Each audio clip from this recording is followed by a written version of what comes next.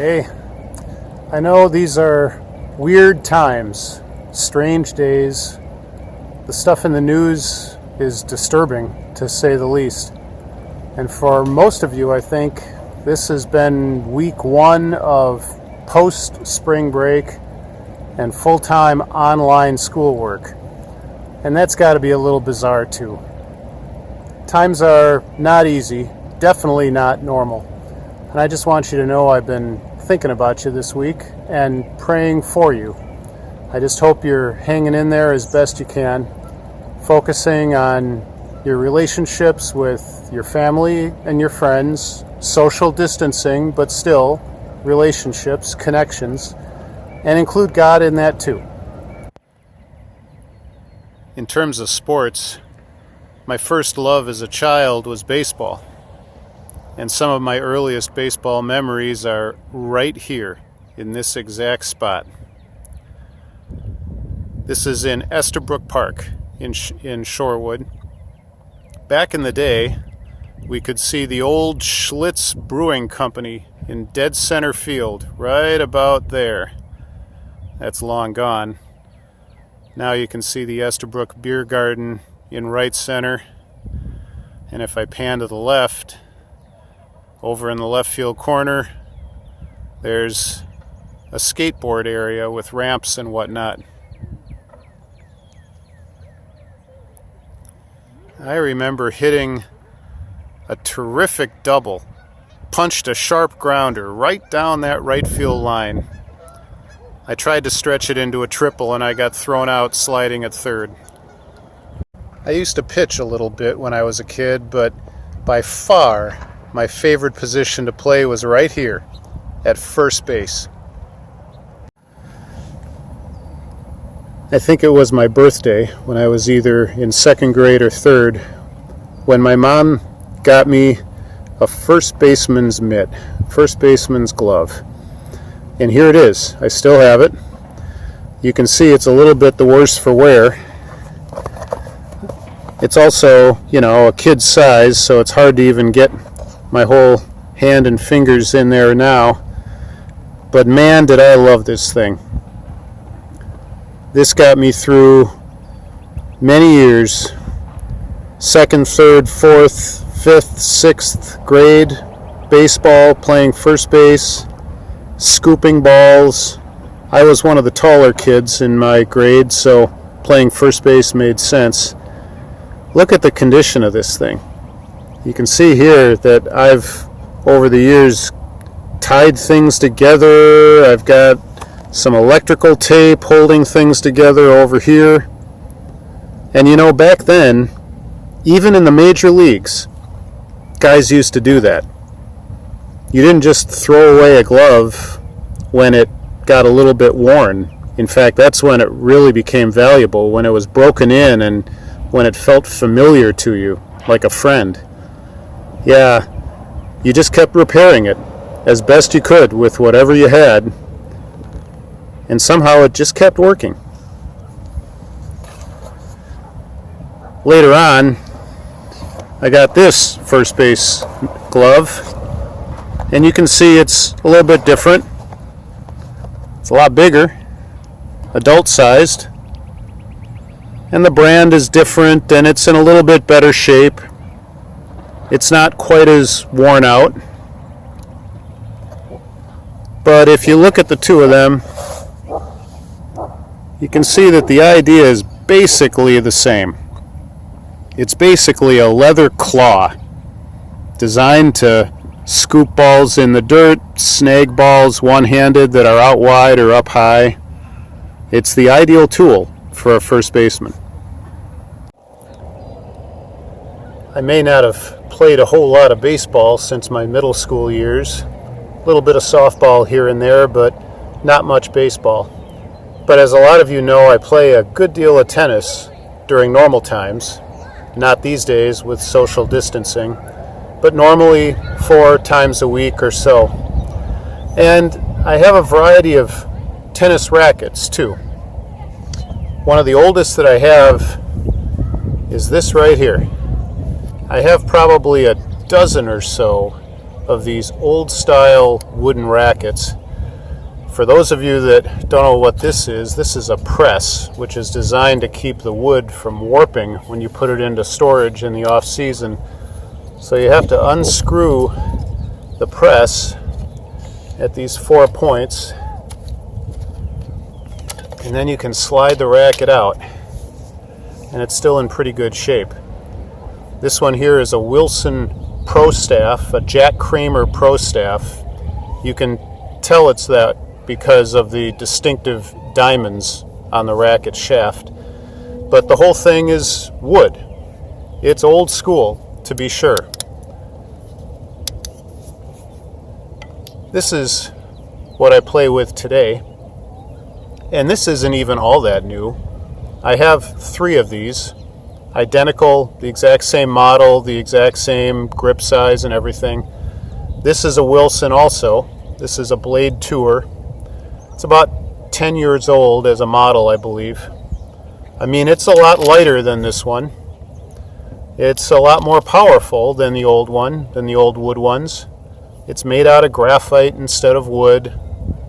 I guess it's more aerodynamic, and even the strings are higher tech and more advanced than the old strings that are in this one, this vintage Pro Staff.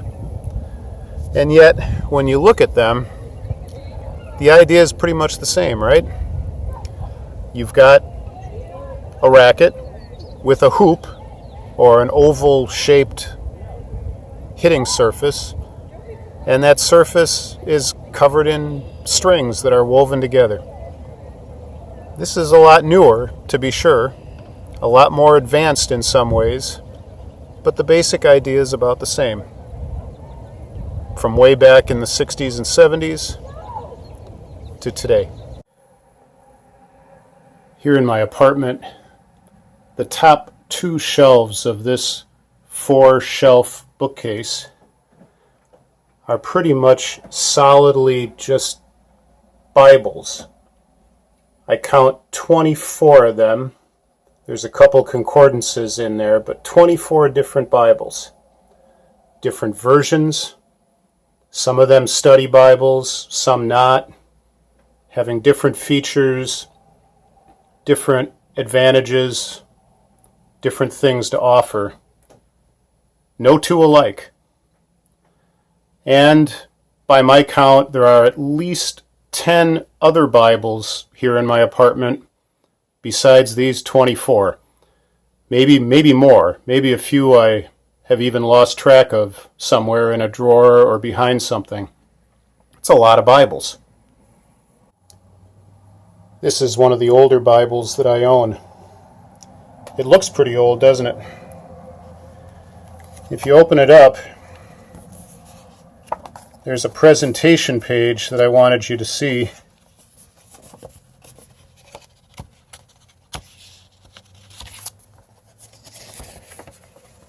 There it is. It says, "Presented to Jeanette." That's my mom. She went by Jan most of her life, but her given name was Jeanette. From her Aunt Ruth and Uncle Arthur, who I both knew quite well when I was a child. They lived out in the Boston area. They were wonderful, just golden people. I knew them as Aunt Ruth and Uncle Arthur also, but of course for me they were my great aunt and great uncle. And it says Christmas, 1942. This Bible is pretty well weathered. There are places in it where you can find pages that are pretty beaten up, some tears.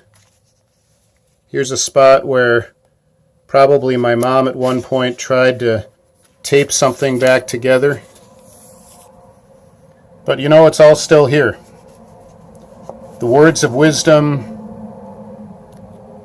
are all still here, even though a little bit dusty and a little bit weathered. I bet you'll recognize this one.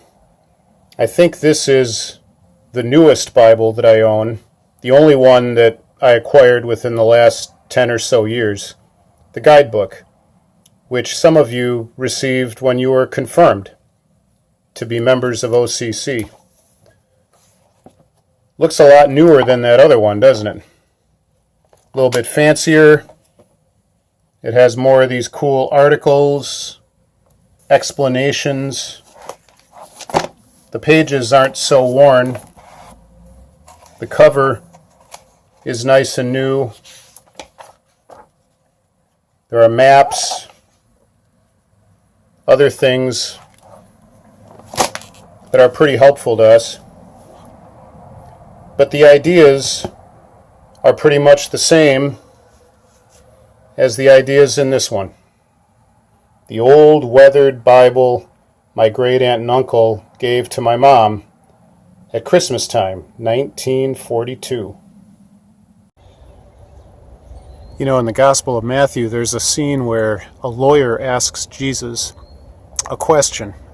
And it kind of sounds like the lawyer was asking him this question to maybe stump him or embarrass him, make him look bad in some way. The lawyer says, "Teacher, what is the greatest commandment in the law?" And Jesus selected something very old from like maybe 1,000 or more years earlier. "Hear, O Israel, the Lord our God, the Lord is one, and you shall love the Lord your God with all your heart, with all your soul, and with all your strength, and with all your mind. This," he said, "is the first and greatest commandment." And then he quoted from a different book. That first little quote was from Deuteronomy. But then he added something from Leviticus, which is another really old book from the Old Testament. And he said, the second commandment, the second greatest commandment is like it. You shall love your neighbor as yourself.